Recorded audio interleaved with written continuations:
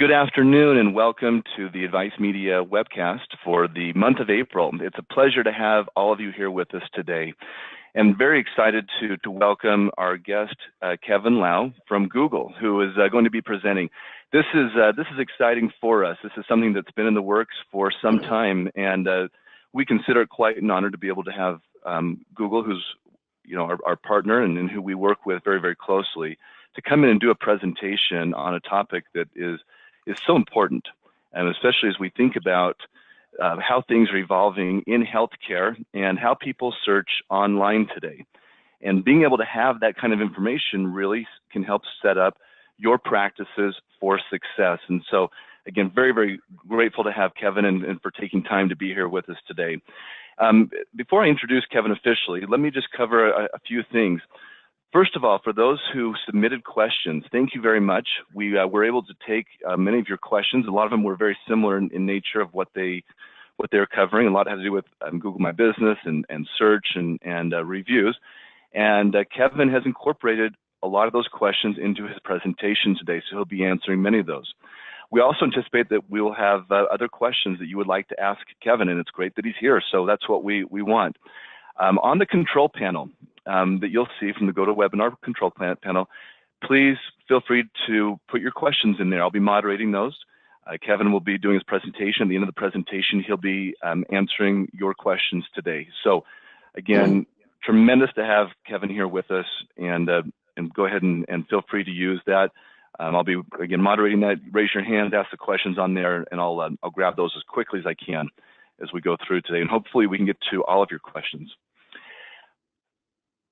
Without further ado, let me go ahead and introduce Kevin. Kevin is the sales strategy and enablement and insights for search engine marketing for Google. And he's our partner that we work with directly that really helps us as a Google preferred partner. And we're grateful for him and all the insights he gives us. He's responsible for the education of Google's products, sales, and strategies for North America and for the premier small business partners. And we consider all of you to be small businesses as well. And so being able to have this insight is fantastic. Kevin joined Google in July of 2011, so going on 7 years. Congratulations, Kevin, on that. That's tremendous. He also has passions for hockey, but coming from Detroit, that makes sense. And then I was joking. He said one of his loves is queso, and he said, "Yeah, it's kind of a net. When you're doing hockey, you can eat all the queso you want." So it's great. But Kevin, thank you again for joining us today, and looking really forward to your message and all these insights you have for us today. So take it away. Awesome. Thanks so much, and welcome everyone to this webinar. I was telling the folks that I went through this content last night. Clocked it at about 42 minutes, and so that should bring us to 15 minutes before the top of the hour to hopefully answer any questions that you all may have regarding this content. And thank you for the warm introduction. I won't go through the whole spiel here, but I'm super excited to talk about the digital trends in the healthcare space, and more particularly how you can help inform, guide, and hopefully mentor your next patient in their path to treatment. Also, I should disclose here that while I do not have a PhD, MD, OD, or RN at the end of my name or title, I'm incredibly passionate about the role of digital in healthcare, large in part because of my family. My mother is a registered nurse who recently graduated with a master's in nursing about 2 years ago. And my father, he's a physician care assistant, or a PCA, at the Children's Hospital of Michigan.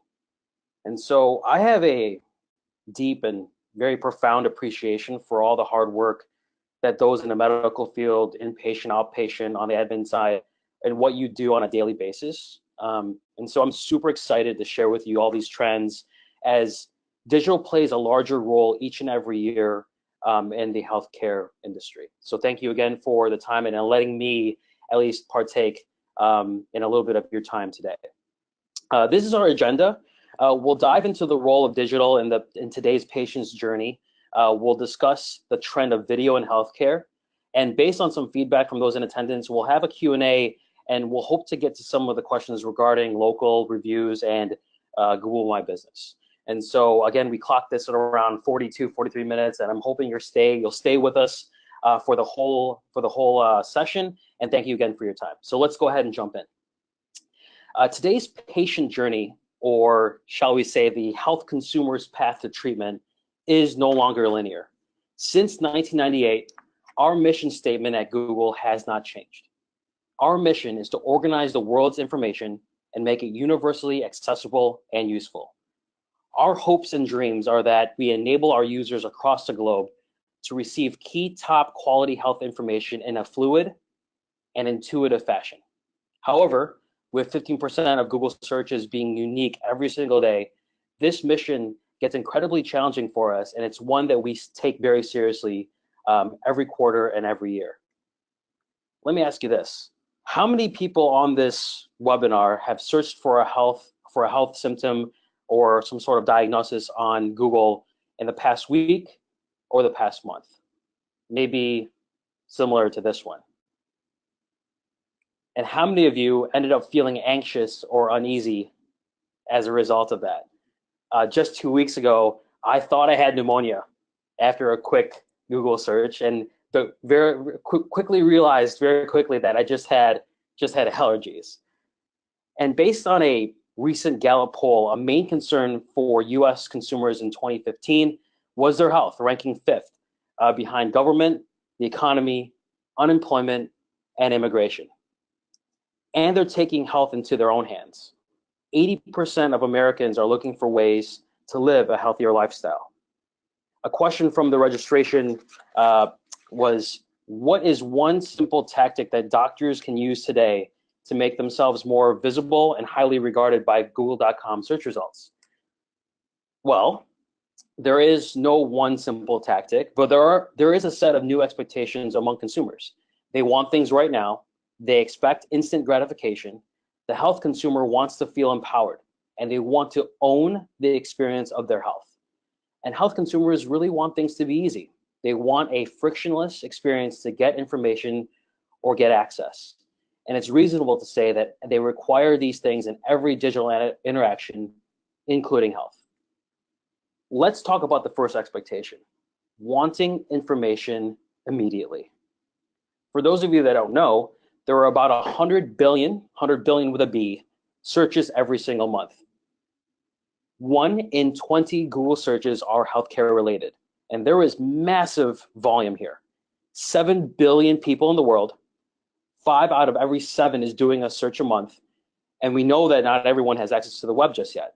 So this is everyone all the time. And the key reason search is a top source of healthcare information is because it provides immediate answers. 77% of all online health inquiries start on a search engine. Another 13% begin on a health information site like WebMD. 2% start on a general site like Pedia, and 1% starts with a social network. 1 in 2 use search to find health information because it's super quick. And so the question begs, what is the catalyst for all of this search activity? The answer is mobile. Mobile is now the main device used for health searches. And this right here is a trend that is continuing to grow. At Google, we call these the micro moments. And as a marketer in the healthcare space, these moments of intent, immediacy, and context have enormous implications and opportunities. And for those of you that are on this webinar and are still a little bit skeptical about the data, or maybe how mobile has really transformed the ways that health consumers interact with their brand, service, or product, let me give you an analogy. In 1998, we were told to not get into strangers' cars and don't meet people from the internet. Now, we literally summon strangers from the internet to get into their car. So things have changed, and the interest on mobile devices have grown, and it's more particularly Google search interest in these near me searches has increased 34 times since 2011 and nearly doubled since last year. The vast majority of these near me searches came from mobile devices, 88% roughly in Q1, so January, February, and March of last year, and it's 146% year-over-year growth. Mobile search allows consumers to find answers whenever and wherever to be able to act immediately. Consumers have the same expectations of healthcare providers than they do in other categories like entertainment and retail. Instant gratification, empowerment, and a frictionless experience. And again, much of this happens on mobile. It's easy to assume that this coffee near me is a search that people would do. But there are a ton of people walking down the street today looking for a hospital near me. And the question is your hospital or is your organization going to show up? However, activity on the phone is much deeper than searching for where the nearest hospital is located. It is critical in deciding where I'm going to receive care. For example, mobile search is an important part of the consumer's hospital or treatment consideration and decision journey.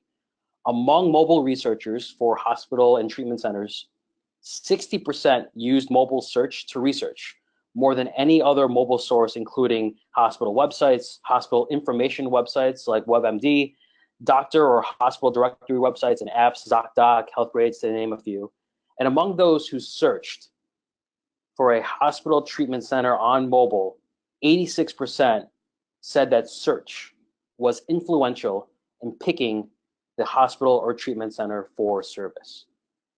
For an example, here's a great example. I live in Austin, Texas, and when I search for ER near me, first choice ER gives me immediate answers, including services available and a link with directions to the nearest facility. And when I click on the actual ad, I can also find out which facilities are open right now. This right here, this example, this quick example, is truly what we like to call instant gratification. And here's what it all means. Your prospective patients want information fast. This desire drives up searches, and being found on search, especially on mobile devices, will ultimately help influence their decisions. The question for you is, how do we ensure that you're there when people are looking for you? How can you provide immediate information with your digital presence? How can you use search and leverage these insights to drive your business? And what does your mobile experience look like? The second expectation. Consumers want to own the experience, or at least be an equal partner in their healthcare. I know we casually joked earlier in the webinar about the self-diagnosis examples on Google, maybe similar to this newspaper clipping I found a while back.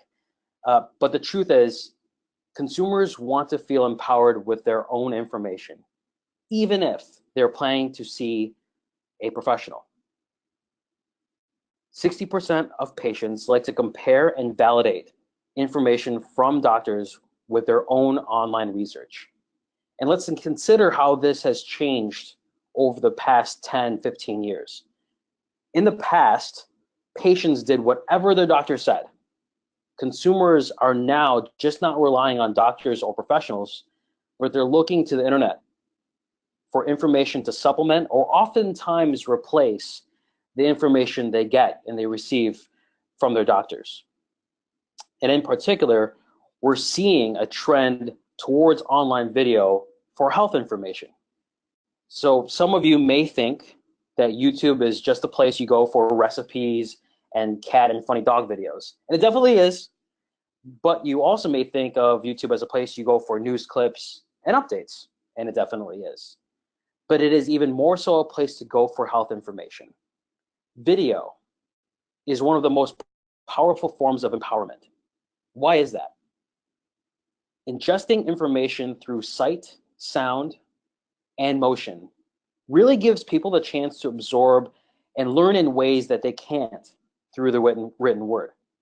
It's the format. Video is the format that enables empowerment because of the way emotions and context can be communicated. And this trend is growing. And what we found on YouTube is specifically for health-related video views, we've seen an increase of up to 38% year over year. Online video is just becoming a bigger part of the patient research and knowledge gathering process.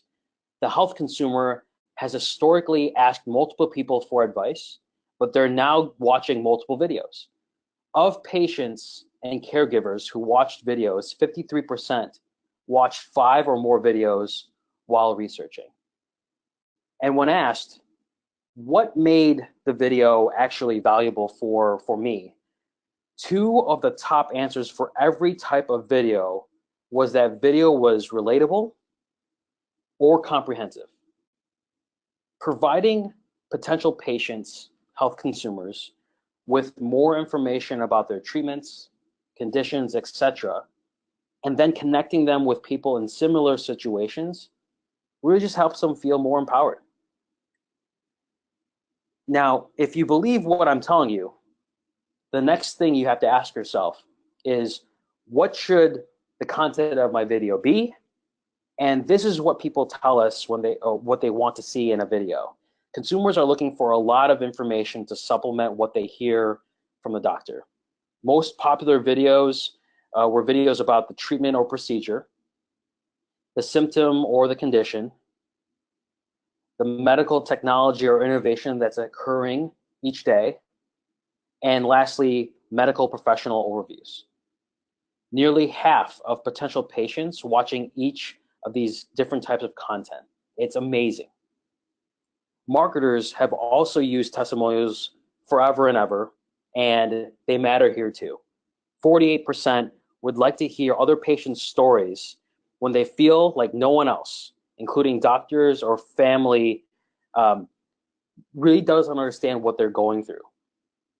Online video as a medium is able to build stronger personal connections, which provides an opportunity for brands to connect with patients by providing them videos, which promotes understanding, community, and sharing. So here's what it all means. Health consumers are using digital resources to be a partner and to validate information. Relatable and comprehensive content is critical and best delivered via video, and can really help bring patients to your facility or to your organization. As a marketer for a healthcare organization, these are the questions you should ask yourself as you plan maybe the second half of 2017 in terms of your marketing strategy. What are you providing to help consumers feel empowered? How are you helping consumers validate information and make decisions? And if you aren't there, what are your consumers turning to? Where are they going to feel empowered, to get educated, to feel inspired? These questions here will help kind of articulate and hopefully craft what your marketing strategy could look like going into the meat of 2017. Now, the last expectation. Today's health consumers want a frictionless experience and want things easy. A question was asked during the registration process: what is the best thing to do with your website that will increase your chance of being in the top few choices when a patient searches on Google for your specialty or for doctor options? Well, 77% of consumers will switch from a mobile site or app or move away from it if it doesn't make it easy to find what they're looking for. People want easy, and people want frictionless. This goes for every interaction, including those in person, treatments, surgeries, etc., but also extends to their engagement with you online. If your site is slow loading or clumsy, 29% of smartphone users will immediately switch to another site or app. This can include lagging load times or too many steps to enter a purchase or maybe get the desired information. The question is, how long is too long? Suffice it to say that 40% of shoppers in a retail context will wait no more than 3 seconds before abandoning a website. Earlier, we talked about the importance of mobile search. And so here's an example of a brand, New York Presbyterian, that not only shows up when the potential patient or health consumer is searching, but also provides the ability for them to act immediately, act in the now, to provide more information, to immediately find out how to get there with directions, or possibly contact the facility. This brand is providing the easiest customer experience or healthcare experience, which allows the healthcare consumer to not only find, but actually act in the moment.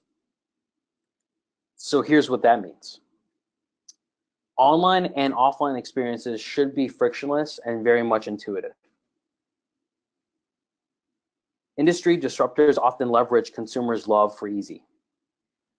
Providing an easy, frictionless experience, digital experience, can help drive your business. And as a marketer, these are questions that you can ask. How can you better create a frictionless experience for your consumers? How many steps does it take to complete an appointment request, to maybe subscribe to a service? What are competitors in your market doing to make the consumer experience just a little bit easier every day? Now that we've discussed the value and the role of video and the path to treatment, let's take this opportunity to go a bit deeper with video in healthcare. Now, YouTube is not just an entertainment destination any longer. It's an opportunity to entertain, but also to educate, inspire, and we marketers need to employ every opportunity to make sure that health consumers are able to find your content and provide utility in the moment to those in the moment of need.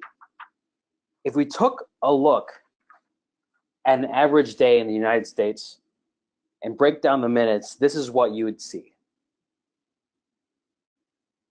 And I won't let you go through all the math. What you'll find is that there are only two activities that Americans do more than watch video, and that is sleep and work. And one may suggest that we need more than the other. We've seen a shift in time spent on digital skew more towards online video. We've seen TV stars shift more and more content to YouTube every single day. For instance, be curious to see how many of you watch this particular segment on TV. It's James Corden and the carpool karaoke with Adele. Is this something you'd want to share? As of this morning, there have been over 154 million video views on YouTube of this particular video. And when we talk about influencing and educating others, harnessing the power of video is incredibly important. And there are new truths shaping the media landscape as we head into the second and third quarter of this year. Adults are now spending well over an hour, about an hour 16, with digital video each day, up roughly 35 minutes from 2012. And time spent with online video has really doubled. Mobile video has grown from 1/3 of all digital video in 2012 to nearly half of all digital video in 2016. So for those of you on this webcast who buy TV, who have bought TV, or are thinking about buying TV, it's important to realize that it's harder to reach people on TV alone. And if we look at key markets where a lot of you have presence, while live TV still makes up the bulk of what we watch, attention is shifting. TV viewership is down. Time spent watching video on mobile devices is up to 39 minutes from just 30 minutes. And this is not just a national trend. This is happening in large markets across the country, possibly in markets that you're invested in today. YouTube is becoming a trusted destination for health information. In the last year, there were 3 billion health searches on YouTube. Again, we often think of Google search as the place where people search, but YouTube is the world's second largest search engine. 7 out of 8 Americans watch online video, and more than half of those that watch online video daily. In fact, 56% of patients search for a health concern directly on YouTube. With digital video, the user is in control. Their viewing is intent-driven and solution-oriented. This creates a huge opportunity for health marketers to meet users with messages that are immediate, purposeful, and personal. So if all of these facts and figures are true, what can you think about doing today to enhance or maybe augment your current marketing strategy, regardless if you're investing online or offline? Well, one, you can take part of a free app. This is something that was released at the end of last year. It's the YouTube Director for Business app. It's available for iOS devices and coming soon to Android device near you. But it's a free video creation app that lets you create high quality video for your business. And I can tell that some of you right now are probably pulling out your phone and trying to download this as I'm talking, which is fantastic. That's cool. So you can go ahead and do that, but keep listening. This app gives you fast, get kind of ready to go templates designed for businesses. It's free, completely free. You can actually produce videos without spending $1. And it provides these templates so there's no video editing experience required. So if you have video content or you're looking to create video content and make video a part of your strategy, one idea on how to harness the value of video is that you can answer people searching on YouTube with an ad format called TrueView Discovery.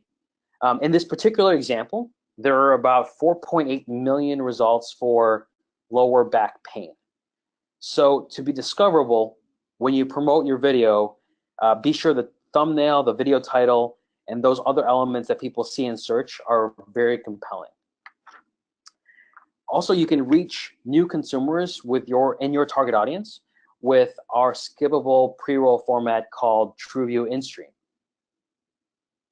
With the TrueView InStream format, you can run video across topics and specific content on YouTube, and then market to a specific audience during moments that matter the most when a user decides to engage with a video. In terms of targeting, we have that as well. You can target based on a user's context, which is incredibly important when understanding and harnessing the value of micro moments. You can target based on location, time of day, content, and audience. And there's an exhaustive list of levers that you can pull on the world's largest video network. And on YouTube, you're able to effectively reach your health consumer because the online video environment as it stands today is less cluttered when compared to TV. However, what makes YouTube so valuable is that we're able to understand audience and how your brand interacts with those choosing to engage with you. When we take a look at metrics that are often reported with traditional TV buys, we're able to gain additional insight with metrics that are unique to YouTube, like ad recall or brand awareness, and correlate those views to search lift when you link both your YouTube channel to your AdWords campaign. So when it all comes together, what can we achieve? What can we do here? Well, for one, we can find incremental reach across the top metro areas in the United States. In this particular example, we were able to achieve an additional 8 percentage points in reach with just a 20% shift from TV ads to online video. And secondly, you're able to see up to a 53% lift in landing page visits, interest indicators, and KPIs like views and reach with the TrueView format. So now what? You got all this stuff. This is fantastic. What actions do we have to take here moving forward? Well, one, audit your video collateral. Ask yourself, do you have any? And if so, are these assets that you can share today? If not, again, there's that new tool called the YouTube Director for Business app, which is again free and gives you an opportunity to create video creative. Next, develop your targeting plan. Understand the top searches in your category. Who is your audience and what are you trying to do? Are you trying to educate or are you trying to inspire? One pro tip here, which may take some time, but is incredibly valuable if you have the resources and the relationships. Ask your customers, ask your health consumers, ask your current patients or those that are potentially visiting your establishment, your organization for the first time.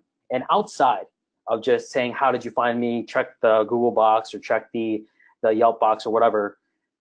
Ask them, so tell me how you found us and how you landed on us. What were you comparing us to? What questions were you asking? And find out kind of what that path to treatment looks like for that particular patient. Lastly, I would take the time to work with a partner to discuss your investments and how to make video a priority in 2017. So we just went through a ton of content. In fact, just a little bit earlier than what I mentioned. Hopefully I exceeded expectations on that front. So what can we do here? Well, to wrap up, there are a ton of takeaways. To highlight a few, health is a top 5 concern among Americans. 1 out of 10 searches on Google are health related. Ask yourself, are you there? Feel free to pull out your mobile device right now and do searches for not just your brand, because that's easy. Look for the services, inpatient or outpatient, those services or products that you provide to the market, and see where you rank up on your mobile device. Health consumers want to be informed and empowered. So how can you create a frictionless experience, and how do you give them the information to be part of that conversation as with something so intimate as deep as health? Don't forget about video. Again, video is no longer just an opportunity to entertain. Video is an opportunity to inform, educate, and inspire. And no one can do this alone. So work with a trusted digital Google provider and partner to help prioritize your digital strategy in 2017. So with that, Chad, I ended, I think, about 10 minutes earlier than I had practiced. Hopefully the content was digestible and informational. But right now, I guess we'll open up to any type of questions that have come through the webinar app. And thank you again for the time. Oh, thank you, Kevin. And you know, it's great to hear you really reiterating a lot of things that we share at Advice Media all the time, of making it, you know, easy, understanding that patients do want content immediately, and that mobile usage is so critical, but it's got to be succinct, you know. But some of the numbers that you shared just kind of blow me away of the way that people search today, and some of those are kind of funny as well. But the video piece as well, and where that's going is outstanding, and just knowing that it continues to grow, and we've done a lot of video on our end, and we've got major initiatives on the Advice Media side to do more video this year, because we recognize how critical it is. So, you know, thank you for sharing those insights.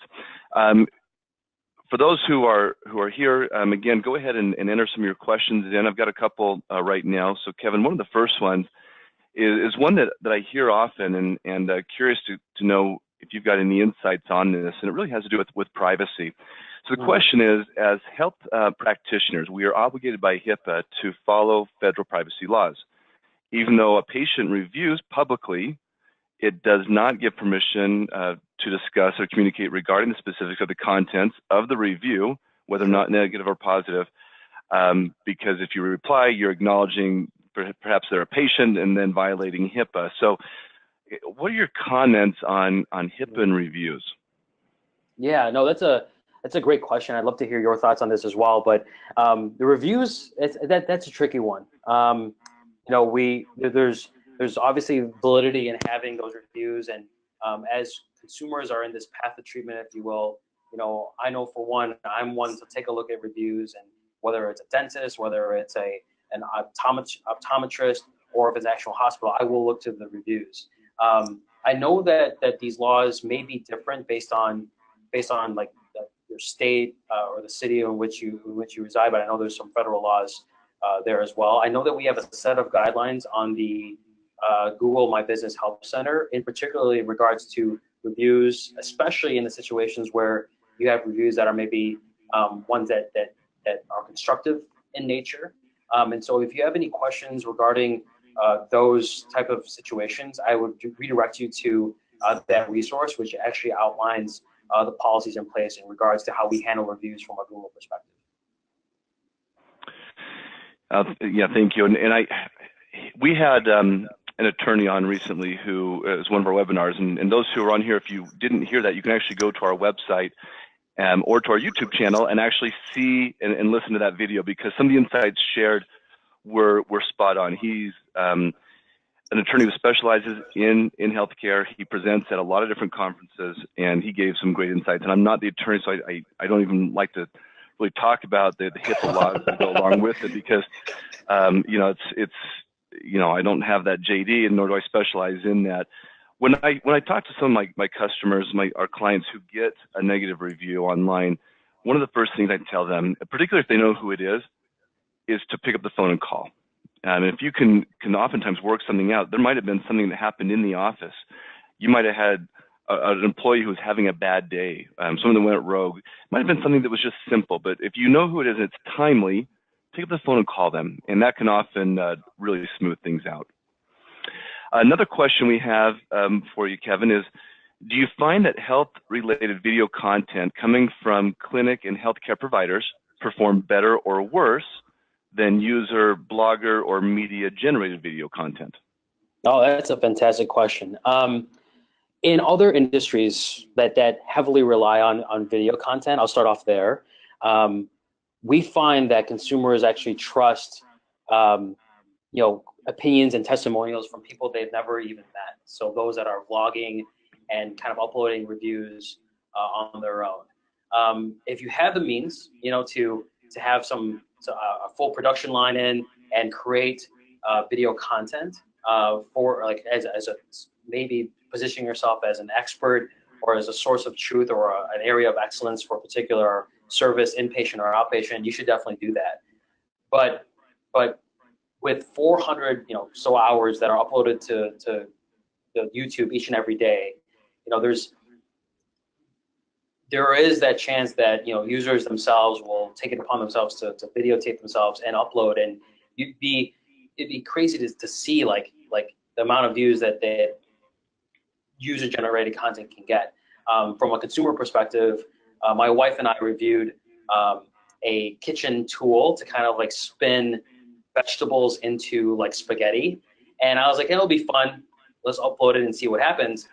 Over the next 2 weeks, we got 1,000, just over 1,000 views on YouTube for that particular product service. And so when it comes back to the question about like credibility and trustworthiness, there is a lot of content that's out there on YouTube, and if this is your opportunity to own that message, because people will go on and often seek out information from others, and kind of, especially for those that are maybe going through what they're going through from a health perspective, and sometimes trust that more than an actual like provider. Thank you very much.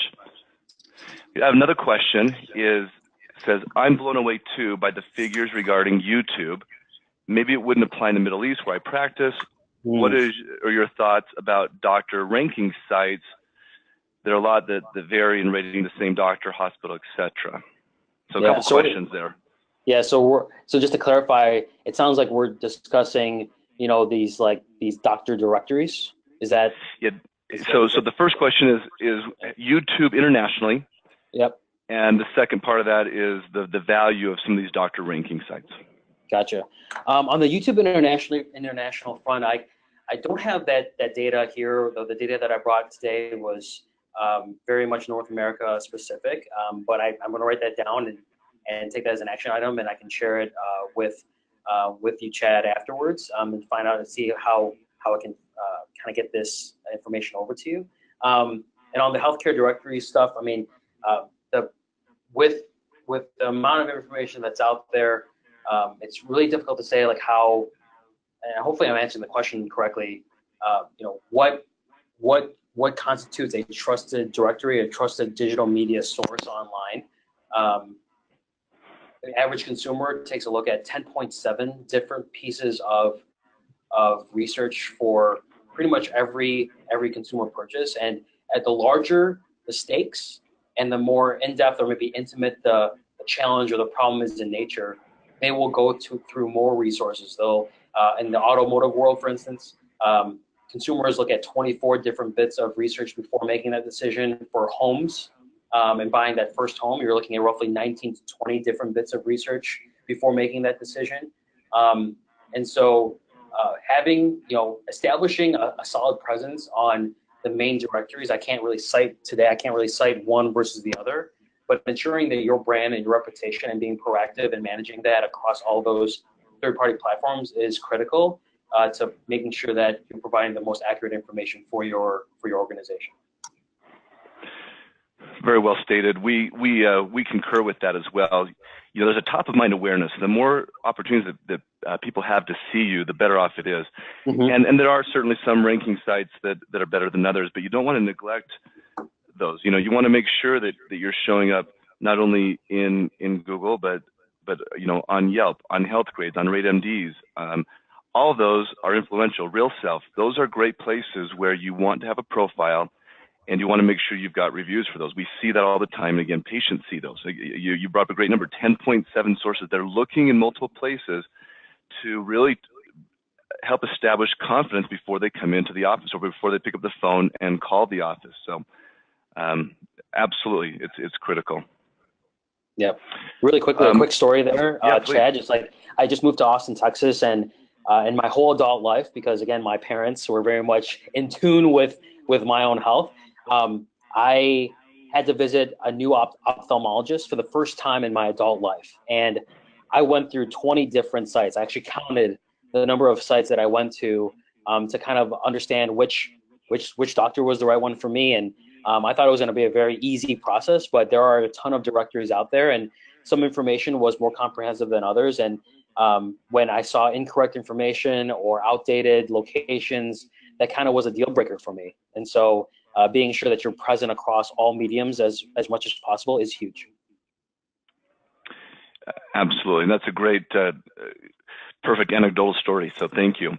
Another question that's come in is, what is more effective, a doctor biography or disease-specific discussion for video content?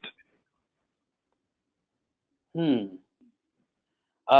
biography, I think both of them have its own weight. I mean, like based on what we have in terms of like what's more influential. I mean, yes, though, patients want to go to an authority and those that are very skilled at what they do, right? But especially if there's a particular like problem or challenge or symptom that they're going through, and they have the time to research. If they're in a situation where they're at home, they're maybe at their desktop over the weekend, and they're researching. Having the biography may be worth a lot more in that particular moment, that moment of intent, as you're trying to understand the backgrounds and different specialties and certifications and degrees. And in regards to the video question, and make sure I understand the question correctly, like I think prioritizing video content and prioritizing and talking about maybe the treatment specialties or the things that you've seen and done in person. I mean, if you videotape that over like a 5-minute segment, I mean, that has its value as well. I don't know if I answered that question. Hopefully I can answer that question correctly. Yeah, and I agree. Why settle? That's one of those where if you can do both the biography video and you can do procedure-specific ones, then you have more content that will reside not only on your website, but also on YouTube. And taking advantage of that is huge. So absolutely do both, and that's my philosophy on that. Yeah. And you shared some very simple, easy ways that can happen. So very cool. We have several questions. So hang on just a second. We open another one here right now. That's good. That means people are on. That's great. Yeah. One of the questions that came up says, when we are dealing with rankings as a specialist who has a very niche treatment area, how can we possibly compete with large companies like WebMD who give generalized advice? We can't compete with a PPC budget like these big box firms have, but we still need our sites to be visible.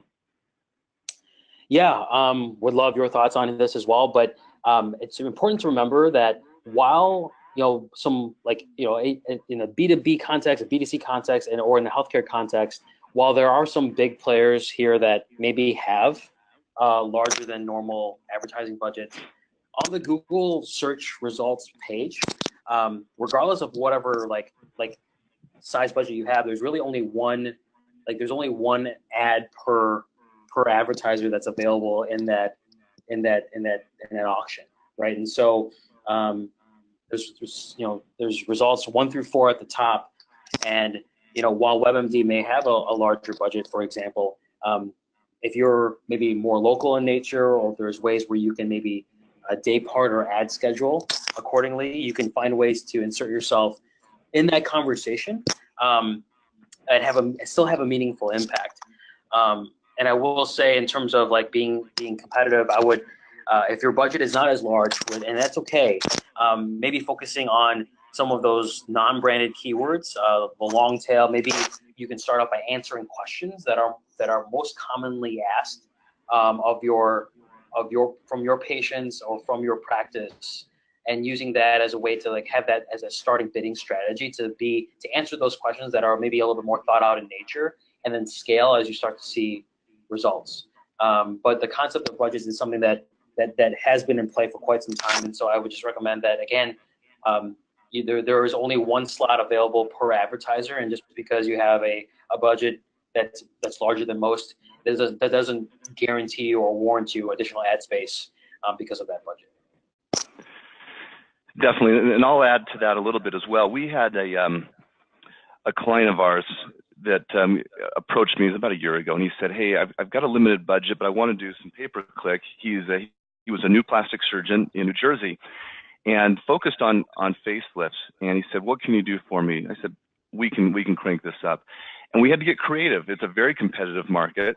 Mm-hmm. You think about the New York City market and the New Jersey market. There's a ton of doctors trying to do the same things, but we got creative, and we were able to maximize that $2,000 spend to the point where he was suddenly, within 2 months, getting a 10-to-1 ROI on pay-per-click. And when you start to get that kind of volume each month, it was huge. In fact, after a few months, he didn't actually have the staff to take care of it all. We had to pause it for a time while he got things in order and then start it up again. So there are ways to do it and be smart about it that works very, very well. But it's about being strategic, and competing against those big boys. And we had another question that came in, and I'll answer this one before we got a few more. But it says, how does one find a Google provider partner? Well, you're talking to one. We are a Google a partner with Advice Media, and so one of the things I tell you is that we will be happily do a free website evaluation for you. If you'll send an email to me directly at sales@advicemedia.com and send over your URL and your contact information, we'll do that for you. We're also offering a 15% discount on any pay-per-click setup this month. So discount on that, and we'll work with you, figure out what the budget is, what we should be spending, and what will help you. Happy to do that full evaluation complimentary for you and take a look at that. So feel free to contact me. Again, sales@advicemedia.com. All right, another question that we had that came in. It says, what are the top 3 things psychologists can do to boost SEO rankings? So my purview lives on the search engine marketing side of the house. However, I will say there's a couple resources, and obviously working with a trusted Google partner that can assist with that is obviously a go-to resource. But online, if you Google SEO Webmaster Tools, there's actually a PDF that outlines the best practices in regards to SEO, which kind of highlights a number of the content pieces that we discussed here today about creating a frictionless experience, load time, and ensuring that your site is working appropriately. The other resource that I would recommend is if you go to Google and type in test my site Google, and there's the first link will be a portal for you to actually put in your website, and it will go ahead and actually kick you out no pun intended, a prescription of how to remedy maybe some parts of your site that are maybe not loading as fast, or broken, or links that are broken, or things that are holding your site from being from more or less hosting a great user experience. But from the SEO front, I will kind of just reiterate that mobile speed, so the speed in which your site loads, is becoming more important a larger part of how sites are ranked organically. And so ensuring that your site loads within 3 seconds or less. And if you're curious to see if it's actually happening, I would recommend trying it out on your phone and not on the Wi-Fi. Try it on just a normal 4G or 3G network that you have with your service provider, and see how fast that loads. But on the SEO side, I would redirect you to those resources, because they can provide a much more comprehensive prescription and kind of remedies to ensure that you're ranking as high as possible. P.S. There is no one, not even at Google, not even myself, that can guarantee #1 placement in their organic listings ever. And so if you run across someone who's claiming to do that for you, that's a falsehood. And so SEO and organic rankings takes time and data. And so, however, on the paid side, if that's something that you want to explore and consider for your strategy in the second half of 2017, that's where you can really have the control and the ownership of your placement, of your brand, and you can get that up and running sooner rather than later. I'm so glad you shared that last part about nobody, even Google, can guarantee organic rankings in that first spot. We hear that, will you guarantee this? Like, no, I won't guarantee that. I can't guarantee that. Can't. We really can't. If we're being honest, we can't. I've heard some of our competition that said they can, and more power to them. But that's not how we operate. In addition to the things you mentioned, which are really what I call the SEO 101 elements, the load speeds, the title tags, meta descriptions, the way that it's viewed, those are critical. We find some other elements that are helpful when it comes to the organic rankings and things that we've seen over time and some things we do. One is content, having great content that's unique, that's robust, that answers questions, that you're essentially, the way I liken it is you are a resource for Google. People are coming in, they're asking questions, and Google's looking for sites that are going to answer that the best way possible. And so you're not trying to jank the system. You're not trying to stuff a website with keywords.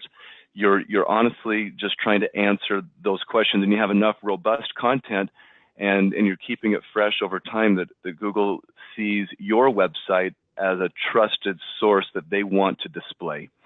And that's the best way I can describe it. Now, other factors that we've found that are influencing organic SEO today include social media. You do need to have a social media presence and be consistent with it.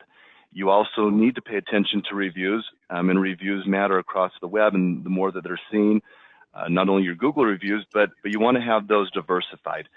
In other places like Yelp, Health Grades, RateMDs, Vitals, etc., all those places are excellent.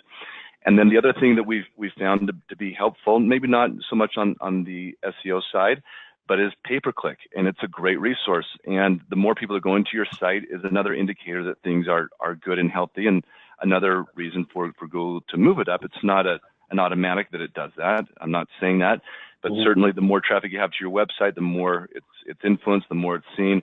It's going to help because Google sees it as a trusted website. And those are things we've seen over time. Yeah, and just to add to that, it's the key point here, and Chad, you're hitting on every great note here, is that it's all about relevance. And so the more relevant you are, and that indicates that you're a trusted a resource for information, the better off you'll be. And again, that there's content, there's tags, but being relevant is of utmost importance. And that's how we hopefully set ourselves apart from other search engines, and providing relevant information during the moment you need it.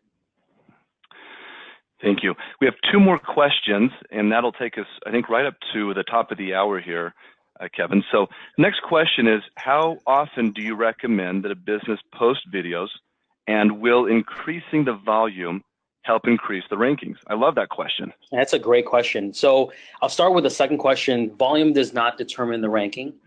Again, relevancy is what determines the ranking, right? And so, however, I follow a number of content creators on YouTube. And by the way, if you're looking for examples of what creators on YouTube are posting and uploading. If you go to Google and type in YouTube creators, one of the links will take you to our main site, which kind of gives you an example of what people are uploading.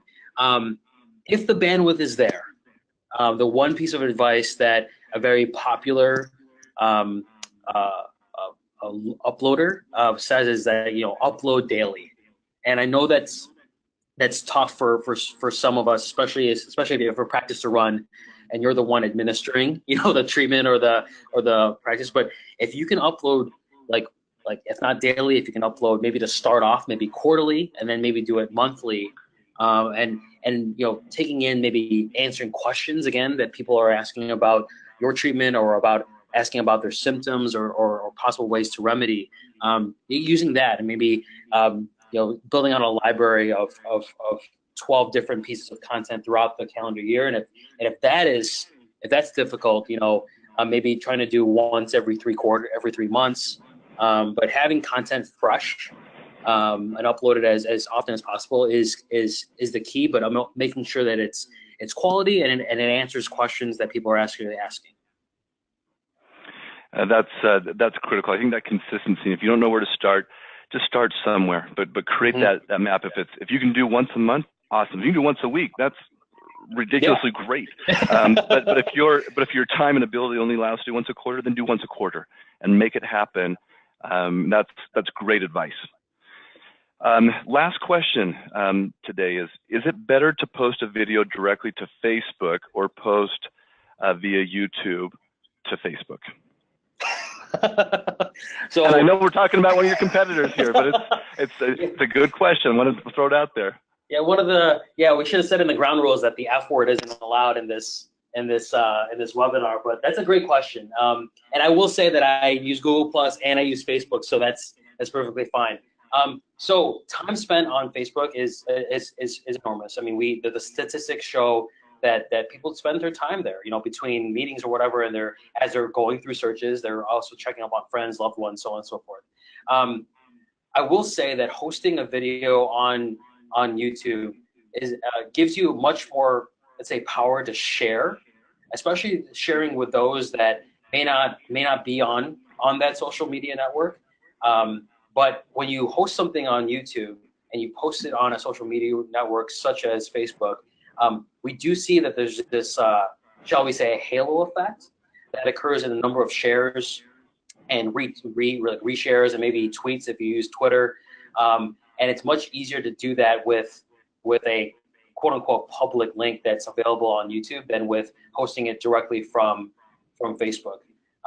In terms of hosting on YouTube, if in fact you are considering hosting your video on YouTube, which I hope you are, there is a module there called the YouTube Analytics, which enables you to actually see how many times your video was shared, the view-through rates. It'll help you compare your video to other videos of that same length, and you get pretty much a good digest of your engagement with YouTube once you upload it on YouTube, and it will give you the opportunity to kind of see where it's being shared and help you craft your next video strategy or your next video content moving forward. But sharing is caring, right? And so if you have an opportunity, if you have a solid Facebook following or social media following, posting that video across those networks, I don't think will hurt you at all.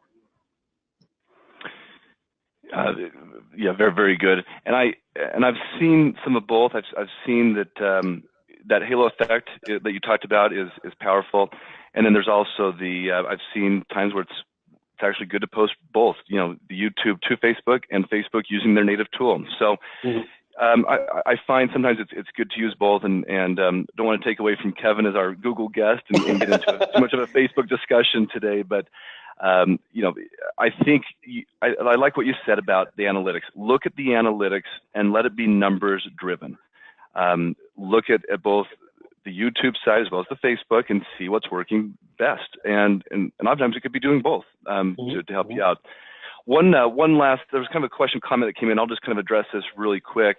Is if you are doing patient testimonial videos, make sure you do have all your the sign up on that. And if you're doing any any type of advice, make sure it's not directly related to a patient, which it shouldn't be. You're talking about just procedures generally that you offer, and in that sense, you don't need to worry about providing major disclaimers. It would be the same content you'd be providing on your website, and of course, people are going to self-diagnose anyway, and that's what we talked about already. And so, as they ask Dr. Google, then you have a chance when they come in to hopefully set that straight. But again, we're out of time today. Kevin, thank you so much for taking your time to really be with us and present this information. For those of you who have questions still about Google My Business, wondering if there's things that can be changed, those are things that we do as a Google partner. We're able to help you with that. Again, if you would like a free evaluation of your website or your marketing and where you sit today, I'm happy to do that for you. Please email me directly at sales@advicemedia.com, and we'll give you a very comprehensive report on how you're performing. And also, if you would like to explore the option of doing search engine marketing, the pay-per-click, we are a preferred partner with Google, and we're happy to do that. We're experts at that, and we've got a great team that can deliver for you on any budget and really make that work. So again, thanks to everyone for their time. Kevin, a special thanks to you, and look forward to seeing everyone next month. Have a great day. Thank you.